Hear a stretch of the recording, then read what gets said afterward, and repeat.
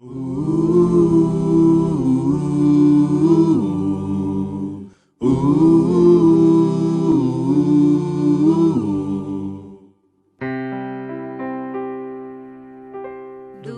teu falar, ó Salvador, jamais vou duvidar, é encorajador. Alimento Diário, série Deus nos chama para o seu reino e glória. Título do volume 6, afinal, o que detém o anticristo? Autor Pedro Dong. Título da semana 4, afinal, o que detém o anticristo? Sábado, ler com oração Lucas, capítulo 4, versículo 8, versão revista e corrigida. Jesus respondendo disse-lhe: Vai-te, Satanás, porque está escrito: adorarás o Senhor teu Deus e só a ele servirás. O governo humano em rebelião contra Deus. Nimrod foi o fundador dos reinos do mundo, edificando várias cidades em uma região para estabelecer seu governo. A partir de Babel, ele espalhou seu domínio pelo mundo, expandindo-se para outra região, a Assíria, onde edificou Nínive e outras cidades. Caim, seu antepassado, havia edificado uma cidade a seu filho, mas Nimrod desejava mais que isso. Com várias cidades sob seu domínio, ele se tornou um imperador, o primeiro tirano ditador na terra e precursor do governo humano em oposição a Deus. Pelo contexto, pode-se inferir que Nimrod dizia às pessoas sob seu domínio que Deus fora cruel ao dizimar a humanidade pelo dilúvio, razão pela qual esta já não lhe devia honra nem obediência. Disseminava a ideia de que os seres humanos deviam seguir seu próprio rumo e que seu futuro estava nas próprias mãos, não havendo necessidade de Deus para nada. Seu lema era a independência de Deus, e tamanho foi seu domínio, que passou a ser deificado em seu reino e adorado como Deus pelos homens. Ele foi o primeiro homem a tomar esse caminho, que mais tarde foi também adotado por outros tiranos que passaram pela terra. Nimrod, na verdade, refletia a obsessão de Satanás: ser igual a Deus sem mais ninguém que lhe fosse superior. Isaías 14, 13 ao 14 diz: Eu subirei ao céu, acima das estrelas de Deus exaltarei o meu trono, e no monte da congregação me assentarei, nas extremidades do norte. Subirei acima das mais altas nuvens e serei semelhante ao Altíssimo. Em 2 Tessalonicenses vemos que esta será a atitude do anticristo, o qual se opõe e se levanta contra tudo que se chama Deus ou é objeto de culto, a ponto de assentar-se no santuário de Deus, ostentando-se como se fosse o próprio Deus. Capítulo 2, versículo 4. O profeta Daniel registrou em seu livro a revelação que Deus lhe dera a respeito da profecia dos 4 animais. O 4º animal refere-se ao anticristo que surgirá no final dos tempos. Acerca dele é dito: proferirá palavras contra o Altíssimo, magoará os santos do Altíssimo e cuidará em mudar os tempos e a lei.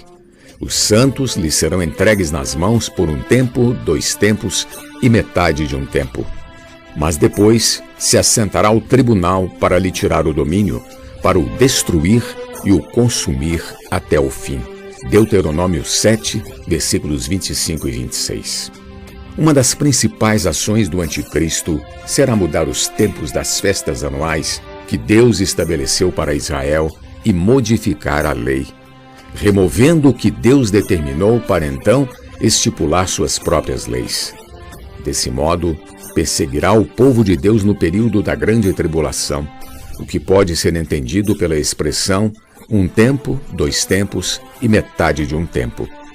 Não nos devemos preocupar com esse período nem o poder da mentira. Perseveremos até o fim, lutando ao lado de Deus pela verdade, pois quando Jesus vier, matará o anticristo com o sopro de sua boca e estabelecerá seu reino para sempre. O livro de Daniel faz referência a Antíoco Epifânio, tirano empossado pelo Império Romano, que é um tipo do anticristo do final dos tempos. Sobre ele lemos: sim, Engrandeceu-se até ao príncipe do exército. Dele tirou o sacrifício diário, e o lugar do seu santuário foi deitado abaixo. Capítulo 8, versículo 11.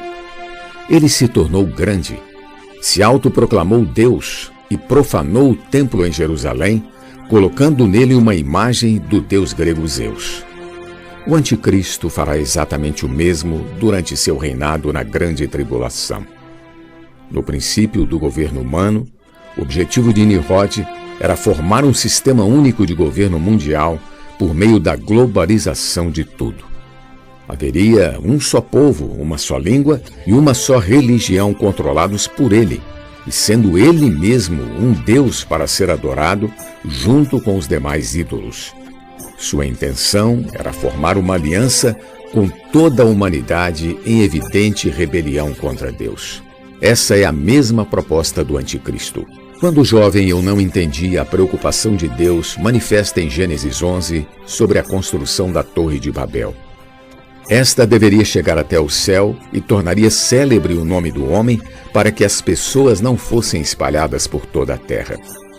Sendo um engenheiro civil, eu sabia que nenhuma torre construída pelo ser humano poderia chegar ao céu. A questão nesse ponto é que os reis da terra afastaram totalmente o nome de Deus da sociedade. Eles queriam libertar-se de qualquer conexão com Deus, a fim de estar livres de seus laços para fazer a própria vontade sem nenhuma restrição. Deus disse: isto é apenas o começo. Agora não haverá restrição para tudo o que intentam fazer.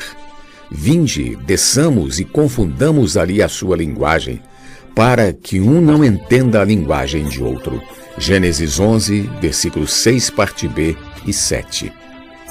A preocupação de Deus não era com a construção física da Torre de Babel, que era para a adoração dos astros e serviu de modelo para todos os templos construídos na época, os chamados zigurates. Sua preocupação era com a rebelião dos homens contra si, unindo-se em um só reino, como um só governo, em uma só religião que não era Deus. Isso motivou sua intervenção para confundir a linguagem dos homens e dispersá-los, cessando a construção da torre e pondo fim ao que seria uma antecipação da vinda do anticristo, o qual aparecerá no momento determinado pelo plano soberano de Deus. Devemos manter-nos humildes e totalmente dependentes de Deus, invocando o seu nome em todo o tempo.